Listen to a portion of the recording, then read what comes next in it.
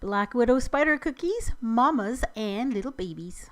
Let's see what's cooking. It's time for yoyomax12. Hello everyone. You're going to need a cookie recipe for this. You can even use a store-bought cookie if you want, or just basic plain sugar cookie recipe.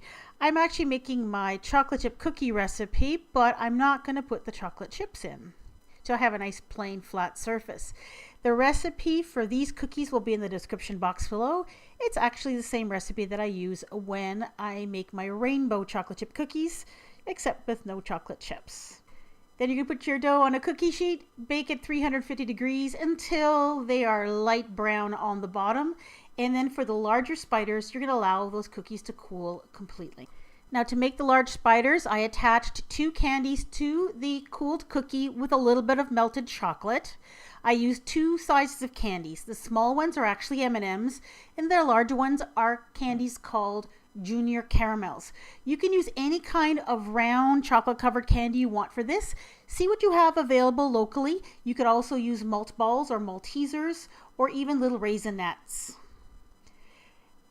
I'm putting a little bit of chocolate into a Ziploc bag with a tiny hole cut out in the corner, and I'm just squeezing to make the legs of the spider. And as you saw earlier, if you make any little errors, you can just move that chocolate around with a toothpick. It works really, really well. So just draw on all 8 of the spider legs. And I looked up what a Black Widow spider looked like on the internet, and they kind of have 2 long ones in the front, 2 long ones in the back, and they have kind of shorter legs on the sides. So that's why I tried to make them look like this.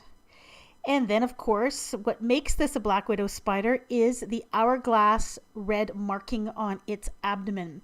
So I'm using some ready-made red frosting. What's great about these tubes is you can put the icing tip right on them and then just draw out the little hourglass shape. And if it doesn't turn out, just use a little toothpick and move the frosting around to get it to the right shape. Now for baby spiders, when your cookies come out of the oven, let them cool just a little bit, and while they're still warm and soft, press in a few chocolate chips pointy side down into the top of the cookie. And then draw on some legs using some melted chocolate. And then once all your legs are drawn on, you can use some more of that red frosting and add the little hourglass shape onto the baby spider. Now you're dealing with a very small space, so you know what? If they don't exactly turn out to be little tiny hourglasses, that's okay. Even if it's a little red dot on there would be fine to show that it is a baby Black Widow spider. Then you're gonna let the chocolate harden. I put mine in the refrigerator just about 5 minutes just to harden up the chocolate. And then you're going to store them covered in a container at room temperature. And there they are. They look really creepy. I was really happy with the way these turned out. If you can get equal colored candies so they're both the same shade of brown, I think that would be better. But you know, you have to work with what you have available. And here are the lovely spider cookies.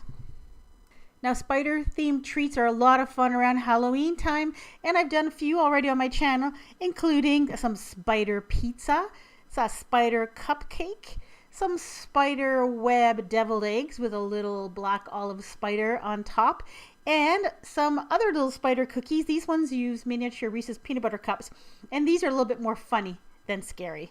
Now, if you want to see any of these videos, all you have to do is click right on your screen or look for the links to the videos in the description box below.